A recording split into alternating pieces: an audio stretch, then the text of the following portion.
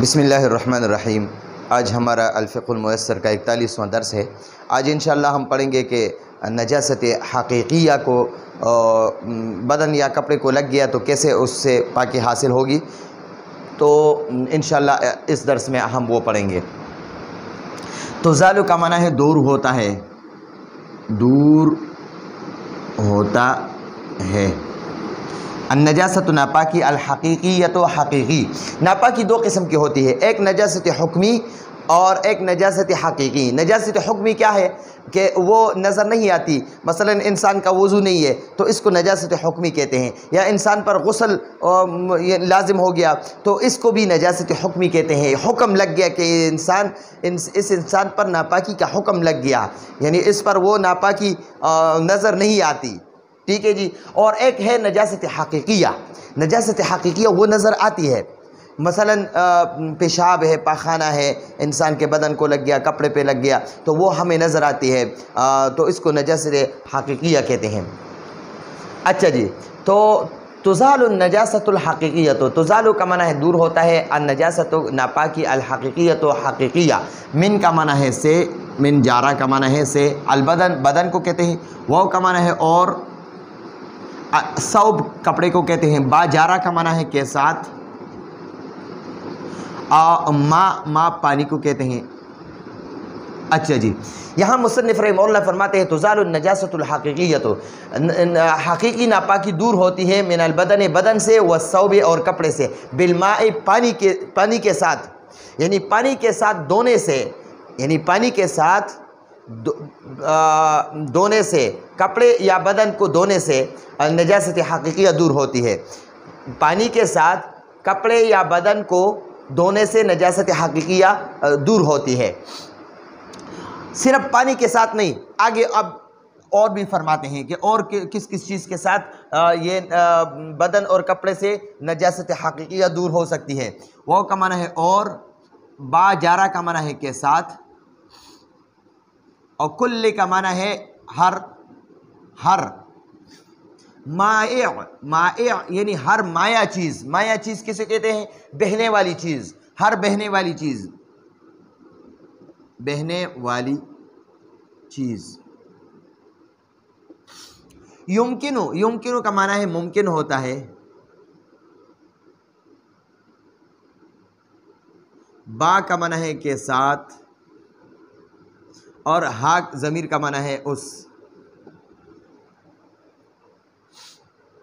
وَبِكُلِّ مَائِعٍ، اور ہر مائع چیز کے ساتھ کپڑے اور بدن، ہر مائع چیز کے ساتھ دھونے سے کپڑے اور بدن سے نجاست حقیقیہ دور ہو سکتی ہے۔ یمکنو بھی، اگر اس کے ساتھ یہ نجاست حقیقیہ دور ہونا ممکن ہو۔ ازالت النجاست، ازالت کا معنی ہے دور ہونا، اور نجاست ناپاک کہتے ہیں۔ کل خل، کاف جارہ کا معنی ہے جیسے، اور خل کا معنی ہے سرکہ، سرکہ، یہ سرکہ جو ہم لوگ استعمال کرتے ہیں۔ وہ کا معنی ہے اور، ماء الورد، ماء پانی کو کہتے ہیں، ورد گلاب کو کہتے ہیں، تو اس پورے کا ہم معنی لے لیں گے گلاب کا پانی۔ ماء الورد کا معنی ہے گلاب کا پانی۔ اچھا، مصنف رحمہ اللہ نے یہاں تک ایک مسئلہ بیان فرمایا ہے کہ تزال النجاست الحقیقیہ، تو نجاست حقیقیہ یعنی حقیقی ناپاکی دور ہوتی ہے، من البدن بدن سے، والثوب اور کپڑے سے، بالماء پانی کے ساتھ دھونے سے، وبکل مائع اور ہر مائع بہنے والی چیز کے ساتھ دھونے سے بدن اور کپڑے سے نجاست حقیقیہ دور ہو سکتی ہے۔ یمکنو بھی، جبکہ اس کے ساتھ یعنی ممکن ہو بھی اس کے ذریعے، یعنی اس مائع کے چیز کے ذریعے اگر دھونا، کپڑے اور بدن کو دھونا ممکن ہو تو اس کے ساتھ بھی ازالت النجاست، نجاست ناپاکی دور ہو سکتی ہے۔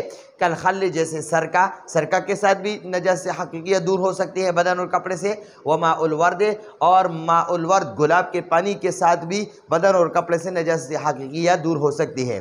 پانی کے ساتھ تو بدرجہ اولا نجاست حقیقیہ ختم ہو سکتی ہے، لیکن پانی کے علاوہ مائع چیز یعنی پانی یعنی گلاب کا پانی یا سرکہ، اس کے ساتھ بھی اگر نجاست حقیقیہ کو دھو لیا تو اس کے ساتھ بھی وہ ختم ہو سکتی ہے۔ لیکن اگر تیل، گھی اور دودھ کے ساتھ دھو لیا نجاست حقیقیہ تو وہ پھر پاک نہیں ہوگی، کیونکہ وہ روغن یعنی مطلب وہ خود کپڑے سے نہیں نکل سکتا۔ گھی کپڑے پر ڈالو تو اس کو نچوڑو نہیں نکل سکتا ہے، تیل بھی نہیں نکل سکتا ہے، تو وہ خود کپڑے سے نہیں نکل سکتا، تو نجاست حقیقیہ کو کیسے دور کرے گا؟ اور سرکہ اور گلاب کا پانی یہ اگر نچوڑیں گے کپڑے وغیرہ سے تو وہ نیچے ٹپکے گا، اس سے پانی نکلے گا نچوڑنے کے ساتھ۔ تو اس لیے سرکہ اور گلاب کے پانی کے ساتھ نجاست حقیقیہ بدن اور کپڑے سے دور کر سکتے ہیں، ممکن ہے اس سے۔ اب یہاں پر فرماتے ہیں مصنف رحمہ اللہ، اما کا معنی ہے بہرحال، الوضوء وضو، با جارہ کا معنی ہے کے ساتھ، خل سرکہ کو کہتے ہیں سرکہ، واو کا معنی ہے اور، ماء الورد گلاب کا پانی۔ اب یہاں مصنف رحمہ اللہ فرماتے ہیں کہ ٹھیک ہے کہ سرکہ اور گلاب کے پانی کے ساتھ تو بدن اور کپڑے سے نجاست حقیقیہ دور ہو سکتی ہے، لیکن اگر پانی موجود نہ ہو تو کیا نجاست حقیقیہ سرکہ اور گلاب کے پانی کے ساتھ، نجاست حقیقیہ نہیں، سرکہ اور گلاب کے پانی کے ساتھ وضو ہو سکتا ہے؟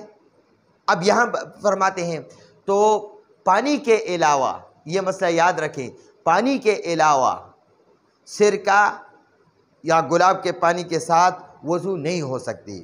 وضو یا تو پانی کے ساتھ ممکن ہے، یا اگر پانی موجود نہ ہو، یا اگر موجود بھی ہو بیماری کی وجہ سے پانی استعمال نہیں کر سکتے ہیں تو پھر کیا کریں گے؟ تیمم کریں گے، تو تیمم کے ساتھ یا پانی کے ساتھ وضو ہو سکتا ہے۔ پانی کے علاوہ سرکہ اور گلاب کے پانی کے ساتھ عرق گلاب کے پانی کو عرق گلاب کی بھی کہتے ہیں، تو عرق گلاب کے ساتھ بھی وہ وضو نہیں ہو سکتا۔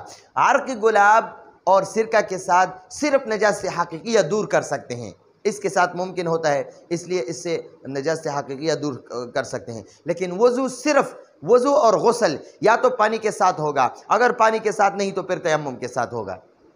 تو یہاں وہ مسئلہ بیان فرماتے ہیں، اما کا معنی بہرحال الوضوء بہرحال وضو بالخل سرکہ کے ساتھ، وماء الورد اور گلاب کے ساتھ، فَإِنَّهُ فا کا معنی ہے پس، ان کا معنی ہے بے شک، ہا ضمیر کا معنی ہے وہ یعنی وہ وضو، لا کا معنی ہے نہیں، اور یجوز کا معنی ہے جائز ہوتا ہے۔ تو فَإِنَّهُ لا يَجُوزُ، تو یقیناً بے شک وضو جائز نہیں ہے سرکہ اور غرق گلاب کے ساتھ، یعنی گلاب کے پانی کے ساتھ وضو جائز نہیں ہے۔ وضو یا تو پانی کے ساتھ ہوگا، یا اگر پانی نہ ہو، یا اگر ہو بھی اور استعمال کرنا دشوار ہو، تکلیف ہو، بیماری کی وجہ سے پانی استعمال نہیں کر سکتے تو پھر تیمم کے ساتھ وضو ہوگا، یا تو پانی کے ساتھ وضو ہوگا یا تیمم کے ساتھ وضو ہوگا۔ سرکہ اور عرق گلاب کے ساتھ یا پانی کے علاوہ اور بہنے والی چیزوں کے ساتھ وضو نہیں ہو سکتی، اور غسل بھی نہیں ہو سکتا۔ تو یہ آج کا ہمارا درس ہے، آئندہ درس تک اجازت چاہتے ہیں۔ ھذا هو المرام واللہ اعلم بحقیقت الکلام۔